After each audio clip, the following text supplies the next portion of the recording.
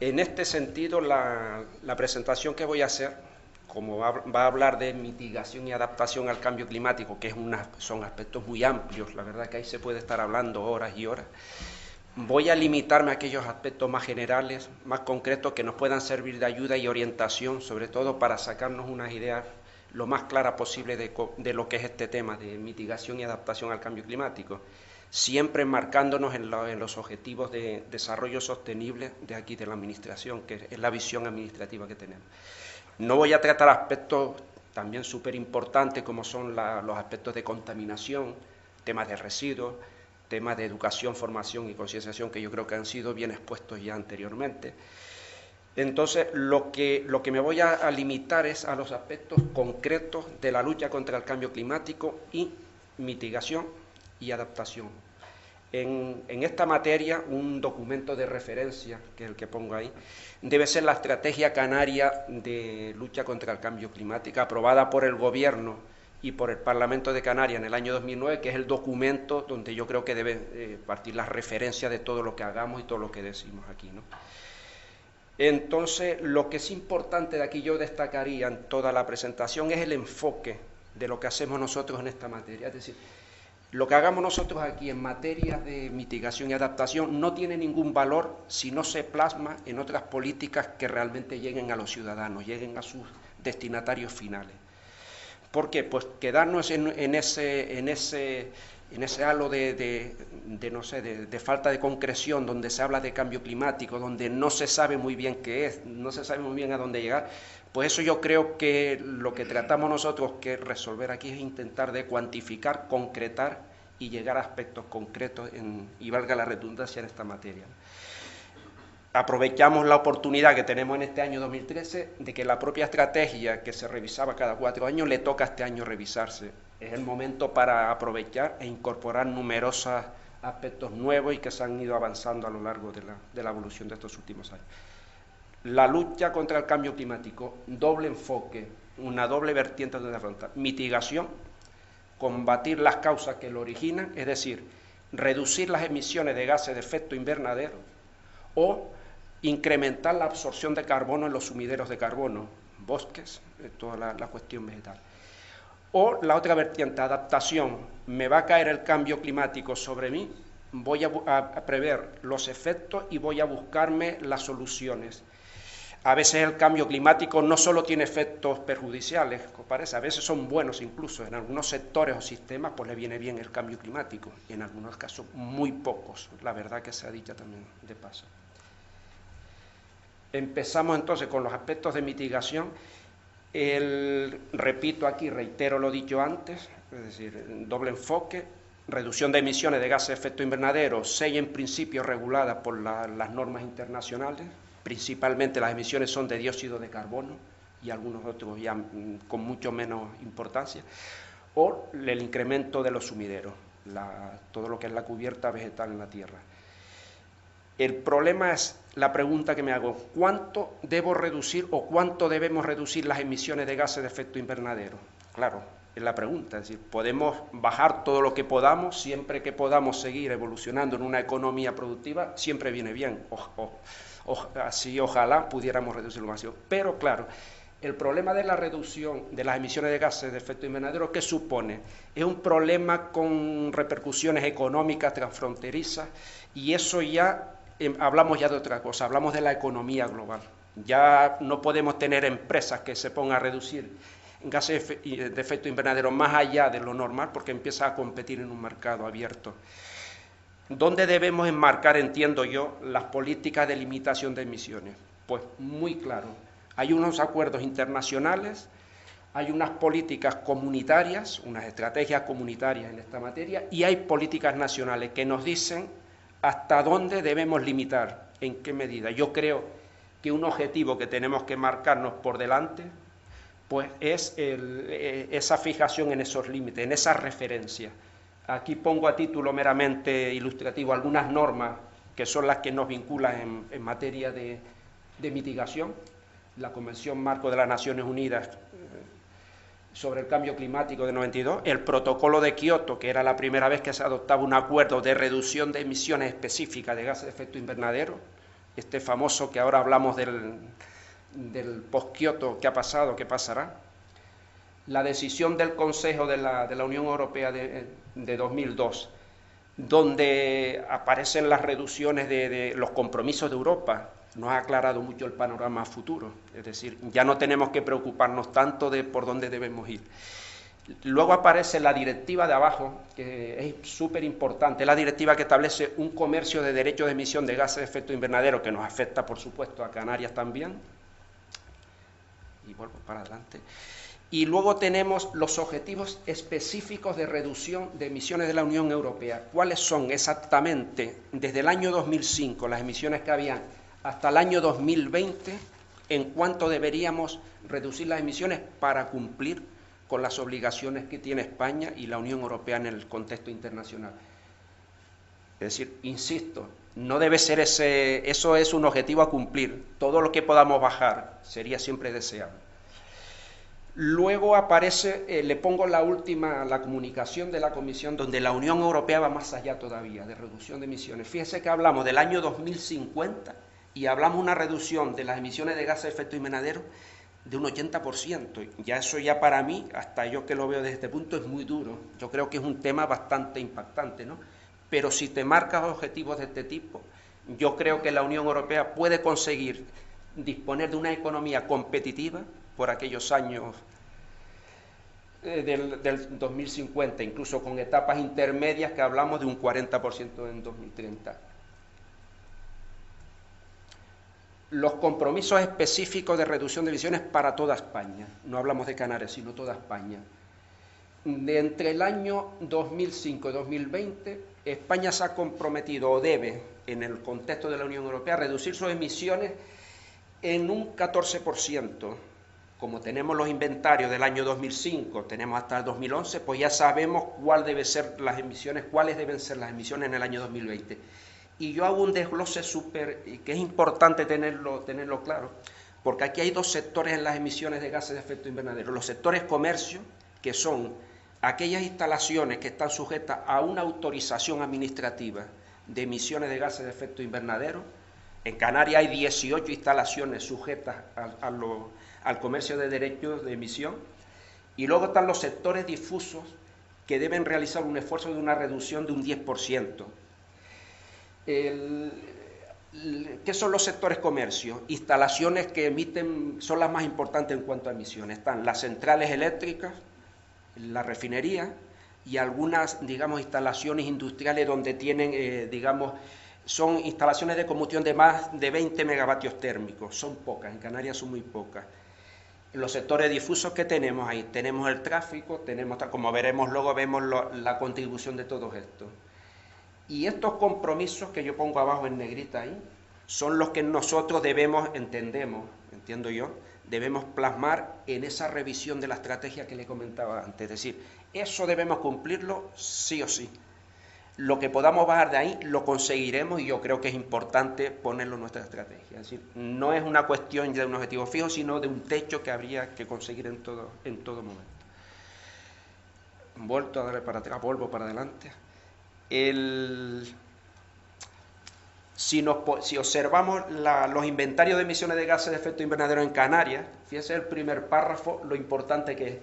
Los objetivos de mitigación con las emisiones del año 2011 en el inventario oficial realizado por el Ministerio, que nosotros asumimos y que nosotros aquí tratamos.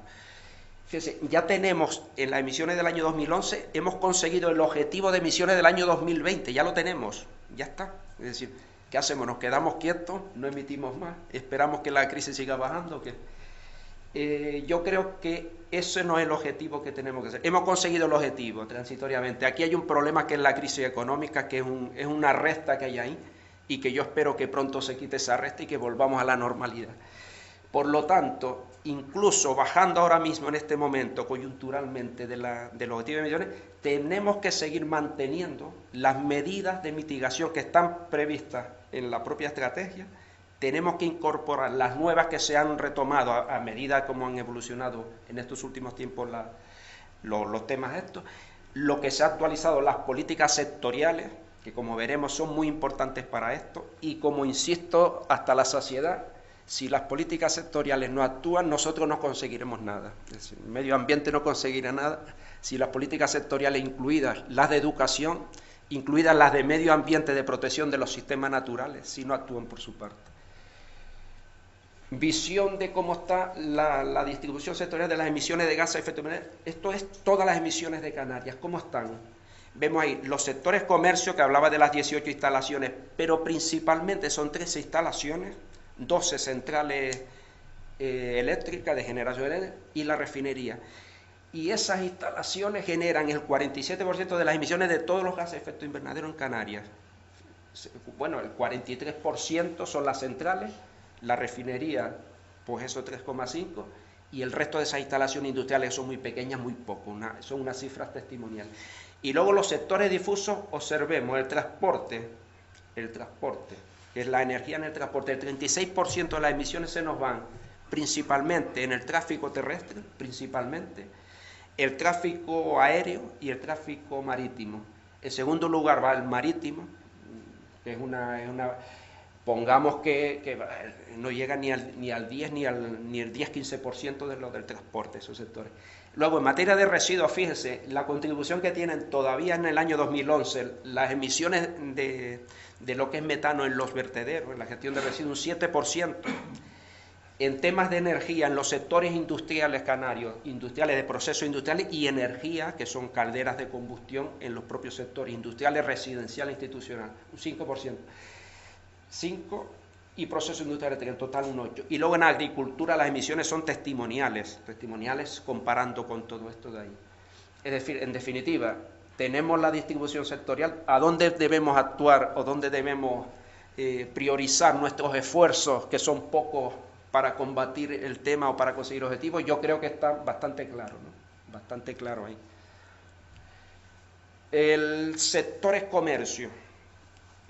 Fíjense, aquí tenemos la suerte, o tenemos una realidad sobre nosotros, que están sujetos, la mayor parte de esas emisiones, a un comercio de derechos de emisión, prácticamente todo. Esas emisiones, la propia normativa del comercio de derechos de emisión, es decir, esas 18 instalaciones para las cuales la viceconsejera de Medio Ambiente le ha dado una autorización y que cada año nos reportan sus emisiones y que incluimos en un registro de emisiones que está a nivel europeo establecido, pues esas instalaciones tienen la obligación, es decir, el rigor del cumplimiento de esto, de que en el año 2020 deben reducir su emisión un 21% frente a la del año 2005. Eso es sí o sí. Esas instalaciones deben buscarse la vida, hablando mal y claro, para reducir eso. O sea, hemos conseguido todavía, o vamos a conseguir en el año 2020, una reducción de emisiones en el 47% de nuestros sectores canarios, de reducir un 20%. ¿Dónde están esas medidas? Pues miren, ahí pongo yo algunos ejemplos, que son precisamente todas, están en lo que es el Plan Energético de Canarias, que es la participación de las energías renovables en la generación eléctrica de red, cuidado, que no hablo del panel solar que está en la azotea de las casas. Están los planes de ahorro y eficiencia, que eso sí afectan a todas las instalaciones de todo tipo. Aparece una cosa también como es la introducción del gas natural, que yo le pongo entre comillas porque hay dudas de si se instaura o no. El gas natural, si se pusiera en Canarias, pues supondría una reducción de emisiones de gases de efecto invernadero. No entro más allá de otros tipos de repercusiones. Y luego la implantación de las mejores técnicas disponibles, que eso es importante para nosotros, la presión que vamos haciendo en las autorizaciones ambientales integradas sobre las instalaciones afectadas, pues le están forzando a que progresivamente tengan que emitir menos gases de efecto invernadero. Hombre, la normativa y las pobres instalaciones afectadas pues se quejarán, harán lo que sea, pero en definitiva hay una colaboración y una predisposición a aplicar todo esto. Conclusión, ya tenemos resuelto casi, al menos teóricamente, esperemos que acierte, para el año 2020 lo que son los sectores de comercio. Me voy ahora a los sectores difusos, el transporte terrestre, el 36% de las emisiones totales de gases invernaderos. ¿Dónde está el problema aquí? Aquí hay un problema del uso del vehículo propio. Cuando hablamos de la universidad de lo que los estudiantes lleven en el mismo coche, es medida. Yo las he englobado todas porque para eso existe el instrumento nacional en las estrategias de movilidad sostenible. una ciudad con restricción de movimiento de coches, fomentar, que no es obligar, diría yo, pues el uso del coche compartido, digámoslo, el transporte público, etcétera, etcétera. Todos conocemos eso, pero tiene que ser ahí. Y tiene que ser a través de planes específicos en las grandes ciudades, entiendo yo, donde haya que poner, introducir acciones o propuestas para bajar realmente las emisiones, el transporte, qué sé yo, de transporte ferroviario, no lo sé. Yo la verdad que no soy experto en eso, pero sí sé que esa es la solución. Luego también tenemos las normas comunitarias, la famosa Euro 4, Euro 5, Euro 6, que van obligando a los vehículos que cada día compramos, cada X tiempo verán que los vehículos emiten menos. Está obligado, tantos gramos de CO2 por 100 kilómetros. A cada rato vemos este vehículo como publicidad de las marcas, este vehículo emite solo no sé cuánto, menos de 120 gramos. Y esas son normas que la Unión Europea le va exigiendo a los vehículos nuevos, que se van matriculando por ahí. Yo creo que eso también es un tema importante, así como la introducción de vehículos híbridos, también un tema bastante importante, la fiscalidad reducida, que no sé en qué afectar, pero también algo, y ya por último las normas de planeamiento territorial, que yo lo he puesto, pero vamos, también es más complicado. Sector de residuos, ese 7% de emisiones, ¿cómo se va a combatir? Pues muy sencillo. Esas emisiones de metano que vienen de los complejos ambientales, de los vertederos que están en los complejos ambientales, quedarían reducidas prácticamente en poco tiempo a nada, debido a que todos los complejos ambientales y sus vertederos tienen autorización ambiental integrada, todos, que tienen la obligación de aplicar unas normas de gestión de residuos adecuadas, o sea que tienen que cerrar, tienen que confinar, recoger los gases y luego producir una combustión o el aprovechamiento, depende, es decir, se hace en cogeneración eléctrica el propio metano en algunas instalaciones y en las pequeñas pues lo que se hace es convertir el metano en dióxido de carbono, que tiene menos poder contaminante. Quiere decir que a lo mejor del 7% nos quedamos en un 2%, dada la diferencia de la capacidad digamos, de calentamiento global, la relación entre el metano y el dióxido de carbono, que es de un 21 metano frente a 1 el dióxido de carbono. Es súper importante esto también. Luego los sectores difusos y de industria, pues eso es la verdad que la cosa está, si vemos la evolución de las emisiones está bastante trillado, está la cosa muy estable, las industrias y el sector residencial, pues hay una parte que se puede mejorar, es decir, pero sobre todo son mejores técnicas disponibles que les vas pillando en alguna autorización, pero no hay mucho donde trabajar. Sí hay el plan de ahorro y eficiencia del propio PECAN que tiene partes para eso. Agricultura, un 2%, una contribución baja, pero en agricultura lo importante es las buenas prácticas agrícolas. Yo creo que con eso conseguimos reducir eso. Es decir, aquí todos tenemos que contribuir en lo que se pueda. Y luego los sumideros de carbono, es importante el sector forestal. Todo lo que incrementemos de bosque y todo esto, bienvenido. Ahí no, sí, creo que no hay ninguna duda de que hay que incrementar todo lo posible por ahí. Y luego, además de esto, pues también tenemos líneas horizontales, como son las líneas de I+D+I. Todo esto debe contribuir horizontalmente a conseguir los objetivos restantes. Y hay otros instrumentos horizontales puestos, que yo creo que se ha hablado ya ayer, creo, el tema de los instrumentos como la huella de carbono, que eso es un tema de que la empresa voluntariamente se acoge a medir. O el fondo de carbono del Estado, que son proyectos específicos de reducción de emisiones que están, digamos, cofinanciados o subvencionados en medidas. Es decir, instrumentos horizontales hay varios, entre ellos eso. Pero como con los fondos de toda esta parte de mitigación, lo importante es que todo esto debe contribuir a ese desarrollo sostenible de Canarias, generando empleo, generando economía. Es decir, no nos sirven las cosas si no lo ponemos, si no los marcamos ahí. Y orientado, insisto, a las políticas sectoriales. Por ahí. Me paso a la adaptación rápidamente.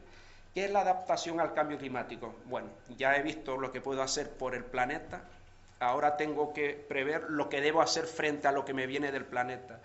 Efectivamente, tenemos que buscar solución a los problemas que nos vamos a tener.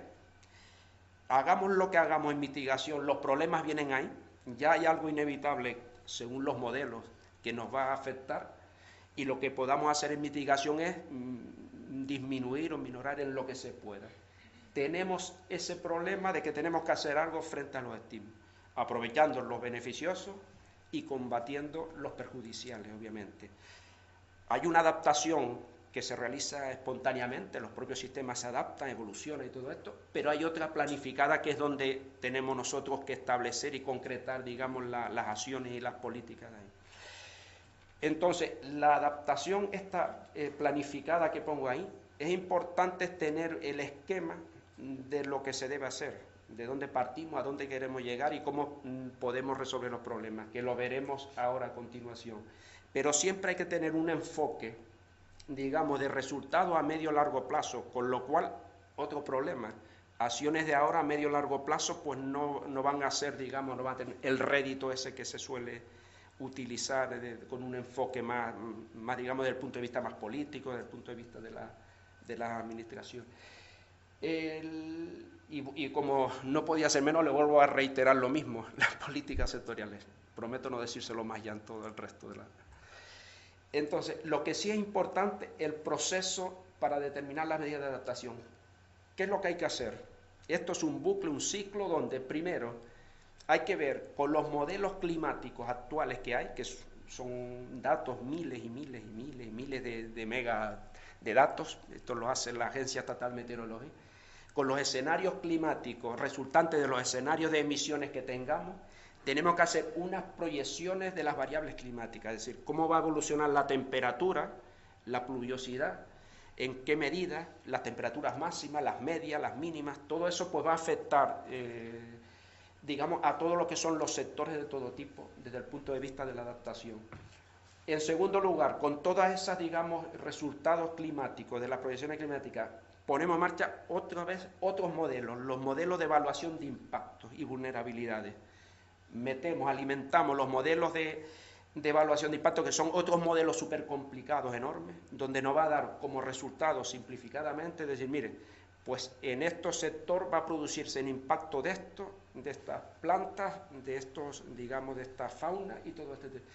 Y una vez que tengamos los impactos donde nosotros tenemos que seleccionar las medidas de adaptación, es decir, de los impactos restamos lo que los sistemas se pueden adaptar por sí mismos y donde tenemos nosotros con una medida de adaptación. Volvemos al principio dentro de 2 años y volvemos a hacer una evaluación porque seguro que esto va cambiando, no es una cosa estable.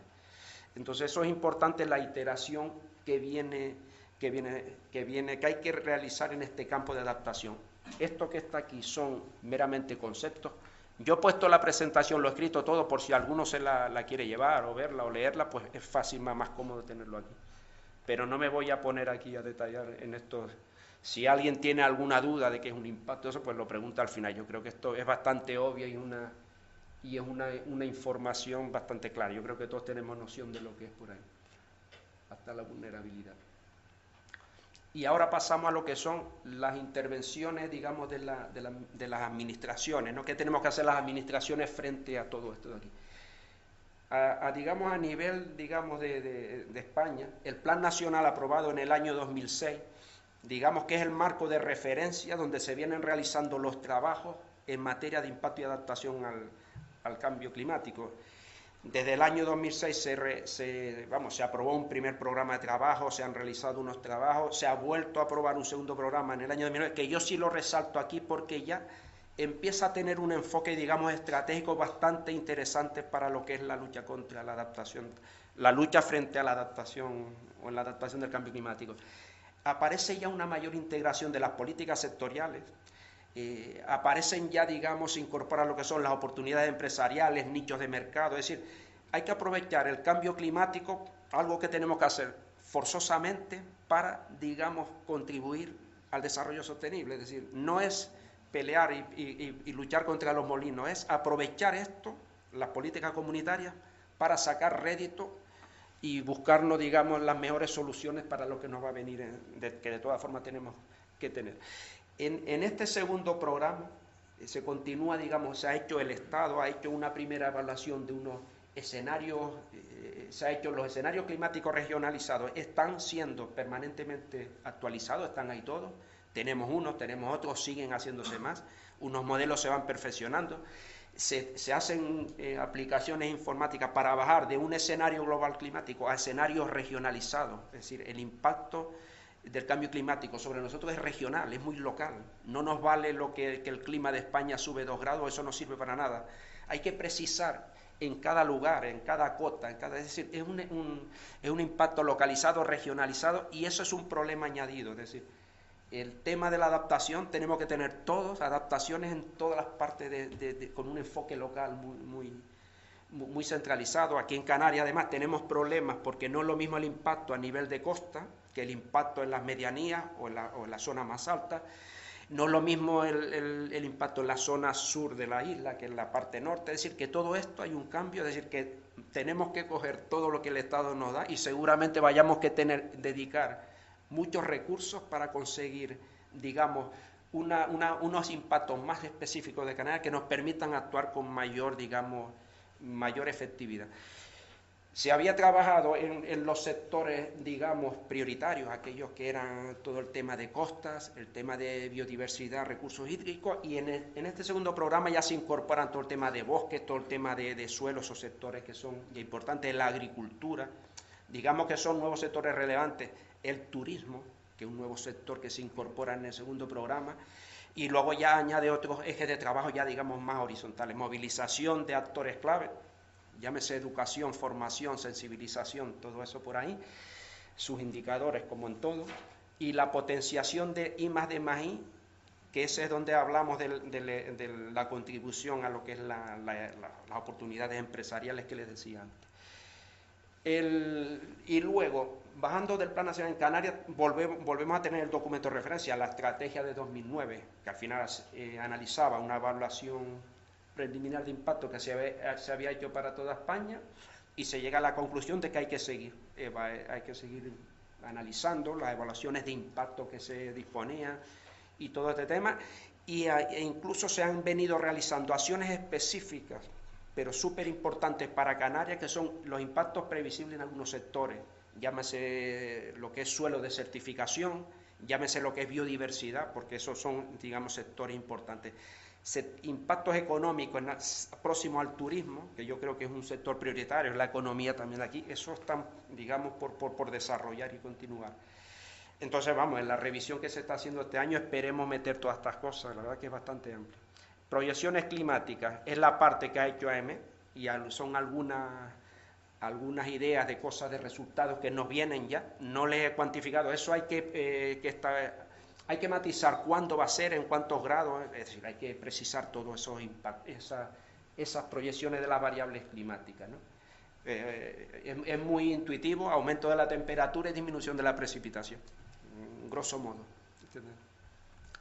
Luego, en impacto y adaptación, lo que voy a hacer es, les voy a poner a continuación una especie de supuestos en los sectores más importantes, que digamos donde se han analizado, que se ha hecho a nivel de toda España, que son los sectores económicos, los sectores sociales y los sistemas naturales también, es decir, los sectores económicos, turismo, pues, agricultura, etcétera. Los sociales, salud pública, que es un tema importantísimo aquí. Sistemas naturales, pues tenemos todo el tema de biodiversidad, de certificaciones, el tema forestal, el tema de bosques, todo eso, todos los sectores y sistemas se han analizado y están todos ahí, son documentos, pero vamos, esos son toneladas de megabytes que podemos descargar ahí de la red, que están, pero importante es concretar, concisar y de todo realizar un enfoque, abstraernos de los detalles y tener un enfoque estratégico de todo esto, porque si no nos perdemos en el bosque y no logramos verlo.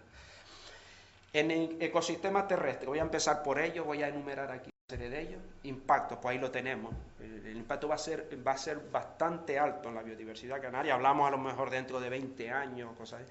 Ya vemos algunos como el incremento de la invasión de especies invasoras, que tienen algunas exóticas, incluso especies exóticas invasoras que tenemos, que están llegando ya, como el rabo de gato y todas esas cosas. Pero tenemos muchas más cosas y todavía nos vienen más por ahí. Ya desaparecerán algunas especies, ¿entiendes? Lo que dice. Adaptación, algunas ideas también sobre la adaptación. ¿Qué podemos hacer? Actuar sobre especies clave, los espacios naturales, yo creo redefinir el concepto, empezar a buscar, aparecerán plantas que irán subiendo de altitud porque ya el clima les favorece, se perderán otras abajo en la costa. Biodiversidad vegetal. lo que le comentaba ahora, que era todo el tema de las especies, todo este tema de ahí, esto es lo mismo. Biodiversidad animal, pues lo mismo. Los animales aparecerán, lo que es la fauna, incluso el mar, el tema todo el tema de peces y todo esto también tenemos por ahí.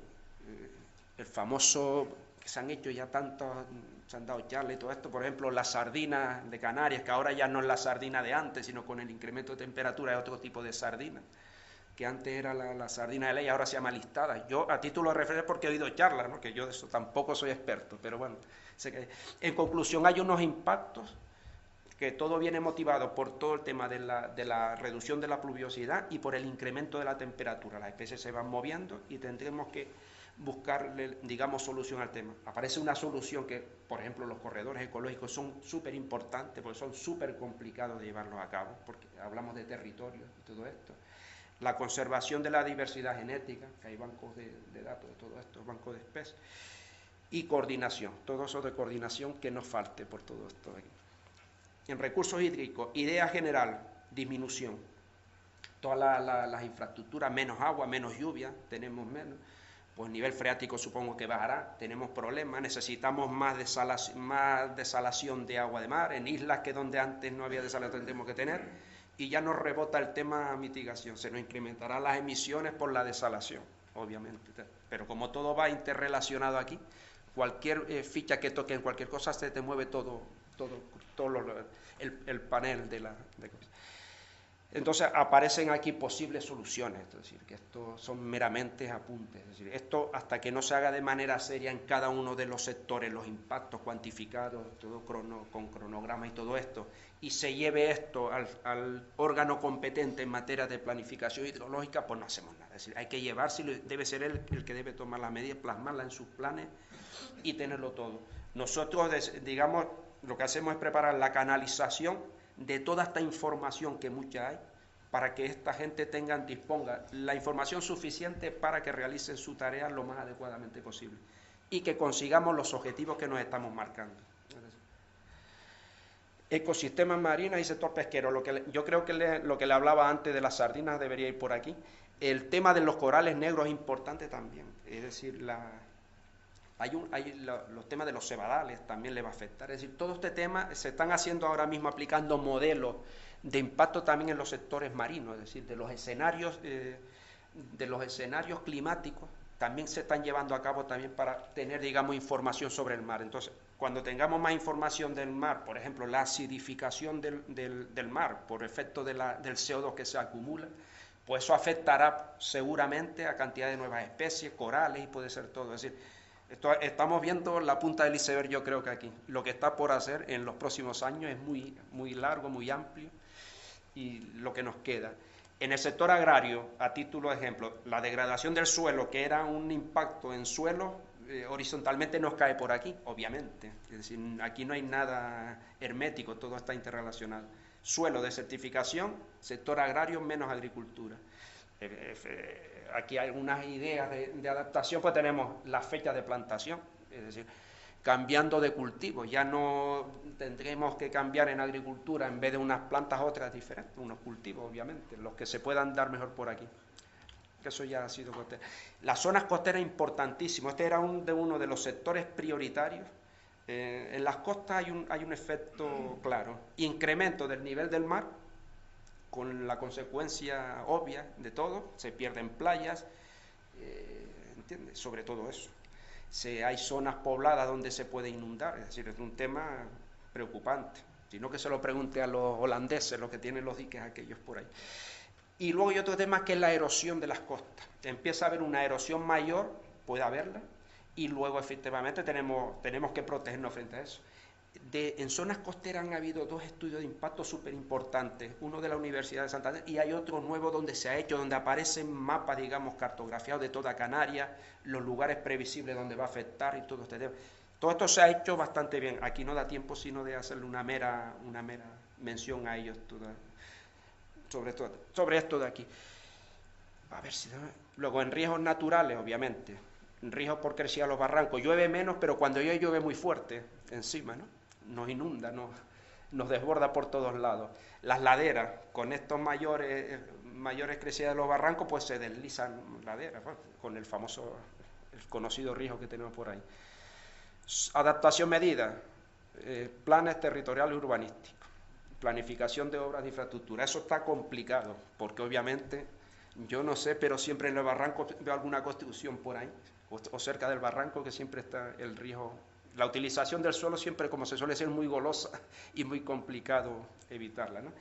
En bosques, pues tenemos lo mismo, los incendios forestales, hay menos agua, hay más plagas y enfermedades, es decir, la productividad del monte no es la misma. Posibles medidas de adaptación, en las prácticas selvícolas adecuadas, evitar el envejecimiento de las masas, las espesuras actuales, a lo mejor simplificar, eso para digamos, como ayudante de la lucha contra los incendios forestales. Y luego la repoblación hidrológica, la repoblación que viva sola, digamos, por así decirlo. Y el sector turismo, que este es importantísimo también. Está claro que en verano en el sur, pues como se incrementa la temperatura, a lo mejor a algunos turistas ya no les gusta eso, se van a otros destinos. La disminución de la playa del Inglés, por ejemplo, a lo mejor ya la playa no es tan buena, porque si dentro de 50 años hablo, tampoco hay que alarmarse hoy, pero vamos, lo que puede ocurrir en 50 años. ¿Qué se puede hacer?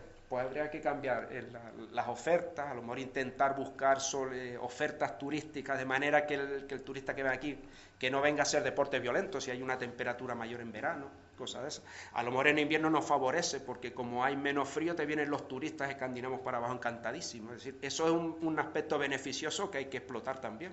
Es decir, depende. Y luego, como le ponía aquí también una de las medidas, reducir la huella ecológica de turismo, que eso ya se ha hablado ayer. Yo creo que esto es súper importante porque el turista, sobre todo el del norte de Europa, exige mucho y mira mucho el color de la etiqueta del hotel, si cuida o no cuida. Yo creo que hay una concienciación súper importante por Europa y yo creo que eso, nosotros debemos tomar nota de eso y debemos, digamos, plasmarlo en todas las políticas dirigidas al sector turismo también por ahí.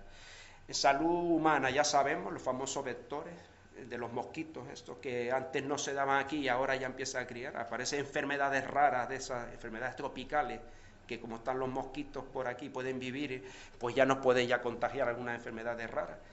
Aparece una cosa curiosa, que es el ozono a nivel de suelo, el incremento. El ozono arriba, en la capa de ozono es buenísimo, pero aquí a nivel de suelo es un contaminante horrible. Es decir, para que se sepa la doble vida del ozono, ¿no? Es decir, entonces aparecen afecciones aquí cuando el ozono se incrementa y se incrementa por efecto de las emisiones contaminantes y de la radiación solar. Mayor radiación solar, mayor formación de ozono. Aquí le he dejado esta nota, las muertes, enfermedades, es un poco duro lo de las muertes, pero bueno, es cierto. Los golpes de calor en los veranos, hay cifras de salud pública que dicen que hay más muertes, es decir, todo el tema de las enfermedades respiratorias por el polvo sahariano, de la calima, que no eso también, que cada vez se repite más. ¿Qué hacemos? Adaptación, pues algunas medidas. Eso de salud pública que debe de estar pensando ya, incluso hay planes ya, me consta que son planes ya que están en ejecución de impactos y todo esto, pero vamos, digamos que no soy yo aquí el responsable de esos planes, pero que sí tomo nota, ¿no? de que hay que tener, digamos, ellos tienen en cuenta una evaluación más profunda de los impactos y de las posibles acciones que hay para todo esto. Incluso puse aire acondicionado en los centros de salud, porque la verdad que en verano 40 grados, y en la península mucho más, pero bueno, aquí un poquito menos, pero también. Y luego ya unos aspectos meramente, digamos, de muy horizontal económico, como el transporte aéreo se hace más caro, es más caro. Se puede hacer más caro por el combustible. No hablo de la competencia de las compañías aéreas, que también puede ser por otra razón. Pero sí el combustible, como las emisiones de la aviación ya están sujetas a un comercio de derechos de emisión, hay un descreste de eso, tendrán que recurrir en algún momento a adquirir derechos, que hay que comprarlo, un derecho de emisión, una tonelada de carbón, pues vale pues no sé, entre 10 y 14 euros aproximadamente. Luego el tema del agua desalada, pues hay que invertir más en desaladoras. En islas de allá, Tenerife y por allá, que antiguamente la desaladora era impensable, pues ya está por todos lados. Tema de residuos, todo esto, el coste de los seguros también, mayor riesgo, mayor coste. Y ya para terminar, le pongo aquí tres conclusiones que yo creo que ya se las he repetido todo el rato. Mitigación, reducir lo que se pueda en el marco de la de lo que es el desarrollo sostenible, pero al menos cumplamos la obligación que tenemos, que son lo de las políticas europeas en esta materia, las estrategias. En adaptación hay que actuar ya, pero con un enfoque a medio y largo plazo de resultados. Es decir, si actuamos ahora, los costes económicos, sociales y ambientales futuros serán mucho menores. Está claro que el enfoque sea a medio y largo plazo no significa que nos crucemos de brazos aquí esperando, no. Hay que actuar rápido y hay que planificar desde ahora lo que hay que hacer en los próximos años. Y luego lo último, las oportunidades, la lucha seguro, que la lucha contra el cambio climático va a suponer un importante reto para las políticas sectoriales. No me iba a ir sin repetírselo una vez más. Y además debe contribuir además a lo que es un crecimiento sostenible, generar empleo o a mejorar la competitividad. En conclusión, al desarrollo sostenible de nuestro archipiélago, se lo leo ahí. Y esto lo he copiado de nuestro marco de apoyo comunitario 2014-2020 porque son lo que Europa nos financia con estos criterios que están aquí. Crecimiento sostenible, empleo y competitividad. Es decir, Europa nos respalda que hagamos cosas con estos criterios de aquí. Y yo creo que ya no queda nada más. Nada, pues nada. Venga.